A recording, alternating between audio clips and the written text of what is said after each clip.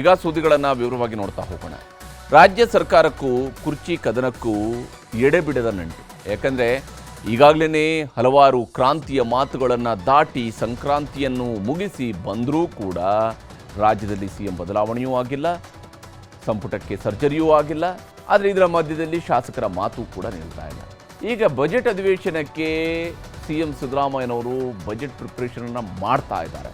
ಒಂದಾದ ಮೇಲೊಂದು ಸಭೆಗಳಲ್ಲಿ ಭಾಗಿಯಾಗ್ತಾ ಇದ್ದಾರೆ. ಡಿಸಿಎಂ ಡಿ.ಕೆ. ಶಿವಕುಮಾರ್ ರಾಜ್ಯ ಪ್ರವಾಸವನ್ನು ಮಾಡ್ತಾ ಇದ್ದಾರೆ.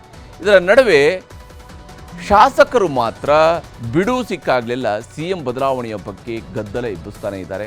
ಈಗ ಅದು ನಂಬರ್ ಗೇಮ್ಗೂ ಕೂಡ ಬಂದು ನಿಂತಿದೆ. ಇದರ ನಡುವೆ ಡಿಸಿಎಂ ಡಿ.ಕೆ. ಶಿವಕುಮಾರ್ ನಾಳೆ ದೆಹಲಿಗೆ ಹೋಗ್ತಿರುವಂಥದ್ದು ಕೂಡ ಬಹಳ ಇಂಟ್ರೆಸ್ಟಿಂಗ್ ಬೆಳವಣಿಗೆಯಾಗಿದೆ. ಏನು ಎರಡೂವರೆ ವರ್ಷ ಅನ್ನೋ ಚರ್ಚೆ ಸ್ಟಾರ್ಟಿಂಗಿಂದ ನಡೀತಾ ಇದೆ. ಇದ್ರ ಮೇಲೂ ಇದನ್ನು ಮುಂದುವರಿಸೋದು ಉತ್ತಮ ಅಲ್ಲ. ನಾವೆಲ್ಲ ರೀತಿಯಲ್ಲೂ ಹೈಕಮಾಂಡ್ಗೆ ನಾವು ಮನವಿಯನ್ನು ಮಾಡ್ತಾ ಇದ್ದೀವಿ. ನಾನು ಸುಮಾರು 80-90 ಜನ ಶಾಸಕರು ಈಗಾಗಲೇ ನಾವೆಲ್ಲರೂ ಕೂಡ ಒಂದು ಅವಕಾಶ ಶಿವಕುಮಾರ್ ಸಾಹೇಬರಿಗೆ ಒಂದು ಅವಕಾಶ ಕೊಡಬೇಕು. ನಾನು ಕಾಂಗ್ರೆಸ್ ಅಧ್ಯಕ್ಷ, ಡೆಪ್ಟಿ ಸಿಎಂ ನನ್ನ ಕಡೆ ಸೈಡ್ಗಿಡಿ. I am the president of the party as on today. ಅಧಿಕಾರ ಹಂಚಿಕೆ ಬಗ್ಗೆ ಸಿಎಂ ಡಿಸಿಎಂ ಮಾತನಾಡದಿದ್ದರೂ ಆಪ್ತರಿಂದ ದಿನಕ್ಕೊಂದು ದಾಳ ಉರುಳುತ್ತಿದೆ. ಡಾಕ್ಟರ್ ಯತೀಂದ್ರ ಅಪ್ಪನ ಪರ ಮಾತನಾಡುತ್ತಲೇ ಡಿಕೆ ಟೀಮ್ ಅಲರ್ಟ್ ಆಗಿದೆ. ಈಗಾಗಲೇ ಯತೀಂದ್ರ ಮಾತಿಗೆ ಶಿವಗಂಗಾ ಬಸವರಾಜ್ ಹಾಗೂ ಎಚ್.ಸಿ. ಬಾಲಕೃಷ್ಣ ತಿರುಗೇಟು ಕೊಟ್ಟಿದ್ದರು. ಇವತ್ತು ರಾಮನಗರ ಶಾಸಕ ಇಕ್ಬಾಲ್ ಹುಸೇನ್ ಸಂಖ್ಯಾಬಲದ ಸಮೇತ ಡಿಕೆಶಿ ಪರ ಬ್ಯಾಟಿಂಗ್ ಮಾಡುತ್ತಿದ್ದಾರೆ. ರಾಮನಗರ ಶಾಸಕ ಇಕ್ಬಾಲ್ ಹುಸೇನ್ ಹೇಳೋ ಪ್ರಕಾರ 80-90 ಶಾಸಕರು ಡಿಕೆ ಪರ ಇದ್ದಾರಂತೆ. ಕಾಂಗ್ರೆಸ್ನ 80-90 ಶಾಸಕರಿಗೆ ಡಿಕೆಶಿಗೂ ಒಂದು ಅವಕಾಶ ಕೊಡಬೇಕೆಂಬ ಆಸೆ ಇದೆಯಂತೆ. 2.5 ವರ್ಷಗಳ ಬಳಿಕ ನಿಷ್ಠಾವಂತ ವ್ಯಕ್ತಿ ಬರಬೇಕು ಅನ್ನೋದೇ ಅವರೆಲ್ಲರ ವಾದವಾಗಿದೆ. ಡಿಕೆ ಶಿವಕುಮಾರ್ ಹೋರಾಟ, ಶ್ರಮಕ್ಕೆ ಬೆಲೆ ಫಲ ಸಿಗಲೇಬೇಕೆಂಬುದು ಆಪ್ತರ ಹಕ್ಕೊತ್ತಾಯ. ಹೀಗಿರುವಾಗಲೇ ಡಾಕ್ಟರ್ ಯತೀಂದ್ರ ಆಡಿದ ಮಾತಿಗೂ ಇಕ್ಬಾಲ್ ತಿರುಗೇಟು ಕೊಟ್ಟರು. ಪಕ್ಷದ ಕಾರ್ಯಕರ್ತ ಅಥವಾ ಯಾರೇ ಆದರೂ ಶಿಸ್ತಿನಿಂದ ನಡೆದುಕೊಳ್ಳಬೇಕು. ಯತೀಂದ್ರ ಅಪ್ಪನ ಪರವಾಗಿ ಪದೇ ಪದೇ ಮಾತನಾಡುವುದು ಸರಿಯಲ್ಲ. ಅಪ್ಪನ ಬಗ್ಗೆ ಹೇಳಿಕೆ ಕೊಟ್ಟು ಉಳಿದವರನ್ನ ಕೆಣಕುವುದು ಸರಿಯಲ್ಲ ಎಂದು ಎಚ್ಚರಿಕೆ ನೀಡಿದ್ದಾರೆ.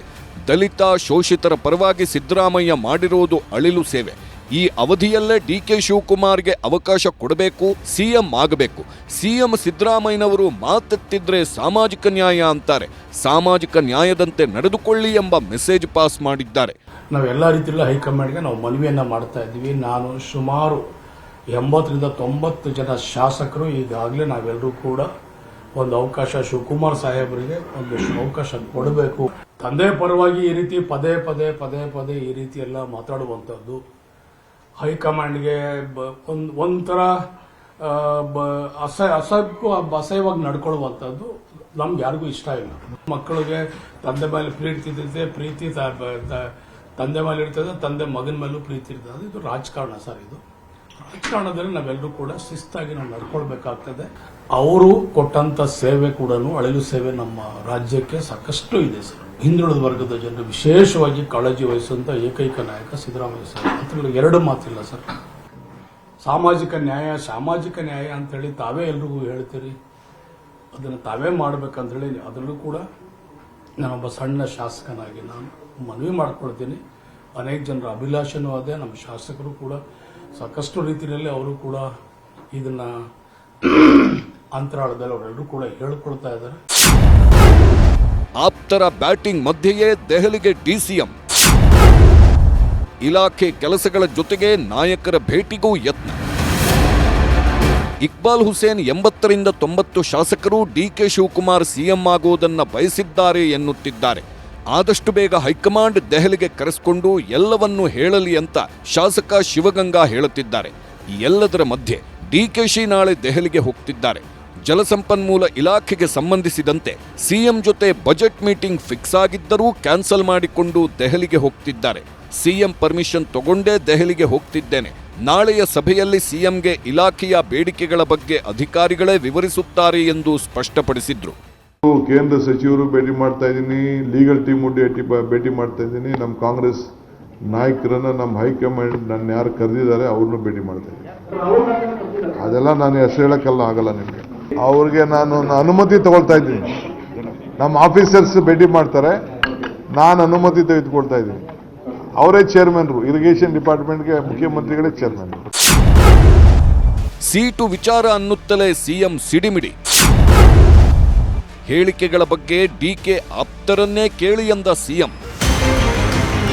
ಡಿಕೆ ಆಪ್ತರು ಡಿಕೆ ಪರ ಬ್ಯಾಟಿಂಗ್ ಮಾಡುತ್ತಲೇ ದಾವಣಗೆರೆಯಲ್ಲಿದ್ದ ಸಿಎಂ ಸಿದ್ದರಾಮಯ್ಯ ಗರಂ ಆದ್ರು. ಅಧಿಕಾರ ಹಂಚಿಕೆ ಬಗ್ಗೆ ಪ್ರಶ್ನೆ ಕೇಳುತ್ತಿದ್ದಂತೆ ಸಿಎಂ ಸಿದ್ದರಾಮಯ್ಯ ಸಿಡಿಮಿಡಿಗೊಂಡ್ರು. ನಂಗೆ ಗೊತ್ತಿಲ್ಲ, ಅವ್ರನ್ನೇ ಕೇಳಪ್ಪ, ಅಲ್ಲಿ ಅವ್ರನ್ನೇ ಕೇಳ್ರಿ, ನನ್ ಕೇಳಿದ್ರೆ ಅದನ್ನೇ ಪುನಃ ಬಂದು ಇದಕ್ಕೆ ಬರ್ರಿ ನೀವು, ಅವ್ರಿಗೆ ಅವ್ರನ್ನೇ ಕೇಳ್ರಿ, ನಂಗೆ ಗೊತ್ತಿಲ್ಲ, ನಿನ್ನ ಎದುರಿಗಾಗಿತ್ತಪ್ಪ ಅಂತ ಅವ್ರನ್ನೇ ಕೇಳಿ. ಸುಮ್ಮನೆ ಈಗ ಎಲ್ಲ ಸುತ್ತಿ ಬಳಸಿ ಬಂದು ಇಲ್ಲಿಗೆ ಬರೋದು ನೀವು.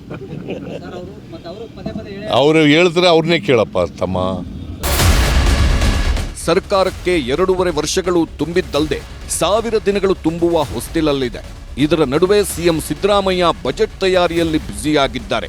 ಬಜೆಟ್ ಮುಗಿಯುತ್ತಿದ್ದಂತೆ ಜಿಬಿಎ ಎಲೆಕ್ಷನ್, ತಾಲೂಕ್ ಪಂಚಾಯಿತಿ, ಜಿಲ್ಲಾ ಪಂಚಾಯಿತಿ ಚುನಾವಣೆ ಹೀಗೆ ಸಾಲು ಸಾಲು ಬೆಳವಣಿಗೆಗಳು ಇರೋದ್ರಿಂದ ಸದ್ಯಕ್ಕೆ ಸಂಪುಟ ಪುನರಚನೆ ಅಥವಾ ಸಿಎಂ ಬದಲಾವಣೆ ಸಾಧ್ಯವಿಲ್ಲ ಎಂಬ ವಿಶ್ವಾಸದಲ್ಲಿ ಸಚಿವರಿದ್ದರು. ಆದರೆ ಡಿಕೆಶಿ ಕ್ಯಾಂಪ್ನ ಶಾಸಕರು ಪದೇ ಪದೇ ಕೊಡುತ್ತಿರುವ ಹೇಳಿಕೆಗಳ ಬಗ್ಗೆ ಸಚಿವರೇ ಬೇಸರ ವ್ಯಕ್ತಪಡಿಸುತ್ತಿದ್ದಾರೆ. ಇದಕ್ಕೆ ಎಷ್ಟು ಚರ್ಚೆ ಆಗಿದೆ ಅಂದರೆ ಬಹುಶಃ ಆ ಇಶ್ಯೂಗಳನ್ನು ನೀವು ಸಾರ್ವಜನಿಕರ ಹೊಟ್ಟೆಪಾಡಿನ ವಿಷಯಗಳಿಗೆ, ಬದುಕಿನ ವಿಷಯಕ್ಕೆ ಇಷ್ಟು ಚರ್ಚೆ ಆಗಿದ್ದಿದ್ರೆ ಜನರ ಬದುಕಿಗೂ ಏನನ್ನ ಸಹಾಯ ಆಗ್ತಾ ಇತ್ತು. ಈ ಅನಗತ್ಯ ಚರ್ಚೆ ಬಹುಶಃ ಗಿನ್ನಿಸ್ ಬುಕ್ಕಲ್ಲಿ ದಾಖಲೆ ಆಗುವಷ್ಟು ಚರ್ಚೆ ಆಗಿದೆ ಅಂತ ಅನಿಸುತ್ತೆ. ಆ ಚರ್ಚೆಗೆ ನನ್ನಿಂದ ಹೊಸ ಆಯಾಮ ಕೊಡುವಂಥದ್ದಾಗಲಿ ಬೆಳಕು ಚೆಲ್ಲುವಷ್ಟು ಸಾಮರ್ಥ್ಯ ನನಗಂತೂ ಇಲ್ಲ.